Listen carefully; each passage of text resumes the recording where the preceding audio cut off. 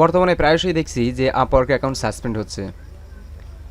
তার কিছু কিছু হ্যাঁ রিজন আছে, কারণ আপনি ইলিগাল কোনো কাজ করছেন আপওয়ার্কে, যার কারণে আপনার আপওয়ার্ক অ্যাকাউন্টটা সাসপেন্ড হচ্ছে। আপনার যদি বর্তমানে আগে কিন্তু আপনার আপওয়ার্ক অ্যাকাউন্টে যদি কোনো অ্যামাউন্ট থাকতো আপনি সেটা তুলতে পারতেন, বাট এখন কিন্তু আপনার অ্যাকাউন্ট সাসপেন্ড হলে আপনি আহ, আপনার যে অ্যাকাউন্ট ব্যালেন্সটা থাকবে সেটা কিন্তু আপনি উইথড্র করতে পারবেন না। ঠিক আছে, এর জন্য আপনাকে কাস্টমার সাপোর্টে যোগাযোগ করতে হবে। তো সেই বিষয়ে আজকে আমি আলোচনা করব। তো আমার ভিডিওটা যদি সম্পূর্ণ দেখেন তাহলে আপনারা আশা করি এই বিষয়টা থেকে মুক্ত পাবেন। ঠিক আছে, তো চলুন শুরু করা যাক। তো শুরু করার আগে আমার চ্যানেলে যদি নতুন হয়ে থাকেন তাহলে অবশ্যই একটি সাবস্ক্রাইব করবেন, ভিডিওটি ভালো লাগলে অবশ্যই একটি লাইক দেবেন। তো চলুন শুরু করা যাক। প্রথমে বলি আপওয়ার্ক অ্যাকাউন্ট সাসপেন্ড হওয়ার মূল যে কারণটা। এখানে আমি কিন্তু একজন গ্রাফিক্স ডিজাইনার হিসেবে অ্যাকাউন্ট ক্রিয়েট করেছি, বাট আমি এখন গ্রাফিক্স ডিজাইনার যদি হয়ে থাকি আমি কিন্তু অন্য একটি কাজ, যেমন ধরে নিন এখানে যে টাইপিং জব কিন্তু আমার এখানে শো করতেছে, ঠিক আছে, বাট আমি কিন্তু এখন এই টাইপিং জবটাতে আমি বিট করতে পারবো না। ঠিক আছে, কারণ আমি কিন্তু গ্রাফিক্স ডিজাইনার, আমার টাইপিং যে জবটা আছে এটা কিন্তু আমি এক্সপিরিয়েন্স না। ঠিক আছে, এইরকম জবে যদি আপনি 2টা 3টা 5টা যদি বিট করে থাকেন, যে আপনি কাজ পারেন বাট আপনি আপনার প্রোফাইলের সাথে ম্যাচ করেন আপনার কাজটা, সেই কাজে যদি আপনি আপনি দরখাস্ত করেন, বিট করেন, তাহলে কিন্তু আপনার অ্যাকাউন্টটা সাসপেন্ড হতে পারে। ঠিক আছে, নেক্সট দ্বিতীয় কারণটা হচ্ছে, আপনি যদি আপনাকে একটা ক্লায়েন্ট ধরে নেন, এখানে আমাকে একজন ক্লায়েন্ট আমাকে নক করেছে, বাট আমি কিন্তু তার সঙ্গে মিসবিহেভ করেছি। সে আমাকে একরকম কথা বলছে, আমি তার সাথে অন্যরকম কথা বলছি, আমি কাজের বাইরে উল্টোপাল্টা কথা বলছি, যার কারণে সে আমার উপর রাগান্বিত। সে যদি আমার প্রোফাইলে রিপোর্ট করে তাহলে কিন্তু আমার অ্যাকাউন্টটা সাসপেন্ড হতে পারে। এটা হলো দ্বিতীয় কারণ। আচ্ছা, এরপরে আসি যে রিপোর্ট যে অপশনটা আছে, রিপোর্টে এই যে রিপোর্টসটার ফাংশনটা এখানে যদি আমি শুধুমাত্র উইথড্রয়াল ক্ষেত্রে যদি আমি বলি, ট্রানজ্যাকশনের ক্ষেত্রে, সেক্ষেত্রে আপনি একই ব্যাংক অ্যাকাউন্ট আমি বারবার ইউজ করতে পারি না। যদিও বা আম, মনে করেন আপনি এখন একটা অ্যাকাউন্ট ক্রিয়েট করেছেন, বাট কিছুদিন পরে আপনার অ্যাকাউন্টটা সাসপেন্ড হয়েছে বা কোনো কারণবশত আপনার অ্যাকাউন্টটা পরিবর্তন করতে হবে। ঠিক আছে, কিন্তু আপনি যদি এই অ্যাকাউন্টটা আপনি বন্ধ না করে, অ্যাকাউন্টটা ক্লোজ না করে আপনি যদি নতুন অ্যাকাউন্ট ক্রিয়েট করেন, সেক্ষেত্রে আপনার যদি ব্যাঙ্ক অ্যাকাউন্টটা যে ব্যাঙ্ক অ্যাকাউন্ট পে অনার বলেন বা ডিরেক্ট ব্যাঙ্ক অ্যাকাউন্ট যেটা বলেন, আপনি যে ব্যাঙ্ক অ্যাকাউন্টটা আপনি ইউজ করেছেন আগের অ্যাকাউন্টে, এই নতুন অ্যাকাউন্টে কিন্তু সেই ব্যাঙ্ক অ্যাকাউন্টটা ইউজ করতে পারবেন না।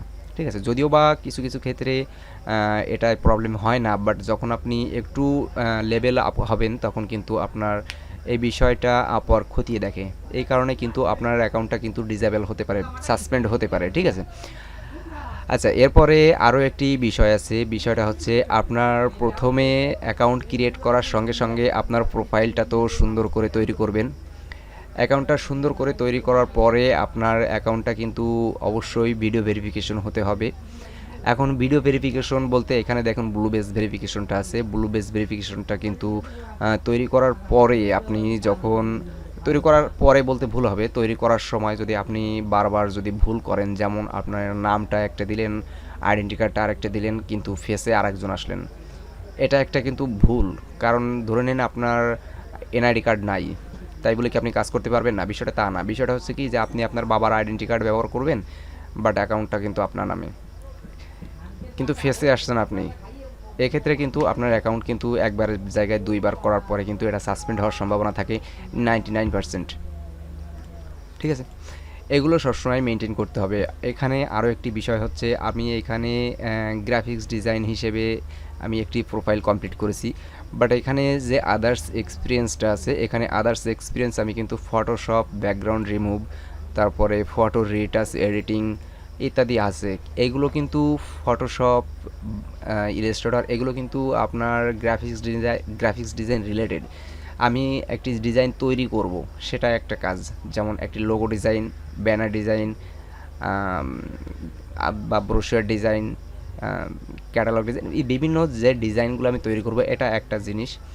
বাট এখানে আপনি ফটোশপ এক্সপার্ট, এখানে ফটোশপ এক্সপার্ট ক্ষেত্রে আপনি মনে করেন যে একটি ব্যাকগ্রাউন্ড, ছবির ব্যাকগ্রাউন্ড চেঞ্জ করলেন, ফটোশপের যে এডিটিং যেগুলো আছে, রিটাচ বা বা এই ধরনের কালার চেঞ্জিং, ক্রপিং, এই সমস্ত কাজগুলো আপনি গ্রাফিক্স ডিজাইনের, সাব গ্রাফিক্স ডিজাইনের আন্ডারে পড়ে, সাব স্কিলের ভিতরে। বাট এর বাইরে যদি আপনি আদার্স এক্সপিরিয়েন্স দেন, যেমন মনে করেন যে আপনি একজন গ্রাফিক্স ডিজাইনার, সেক্ষেত্রে আপনি এখন আদার্স এক্সপিরিয়েন্সের জায়গায় আপনি দিলেন লিড জেনারেশন, এটা কিন্তু কখনোই কিন্তু ম্যাচ করে না।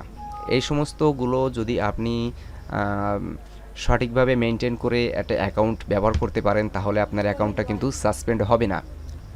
এই সমস্তগুলো যদি আপনি মেনটেন করে একটা অ্যাকাউন্ট ব্যবহার করতে পারেন, তাহলে আপনার অ্যাকাউন্টে কোনো প্রবলেম হবে না, আপনি নিশ্চিন্তে অ্যাকাউন্ট ব্যবহার করতে পারেন। ঠিক আছে? তো এই ছিল আজকের ভিডিওটা যদি ভালো লাগে অবশ্যই একটি লাইক দিবেন, আমার চ্যানেলে যদি নতুন হয়ে থাকেন অবশ্যই একটি সাবস্ক্রাইব করবেন। আর দেখা হচ্ছে নেক্সট ভিডিওতে, ততক্ষণ পর্যন্ত সবাই সুস্থ থাকুন, ভালো থাকুন, ধন্যবাদ সবাইকে, বাই।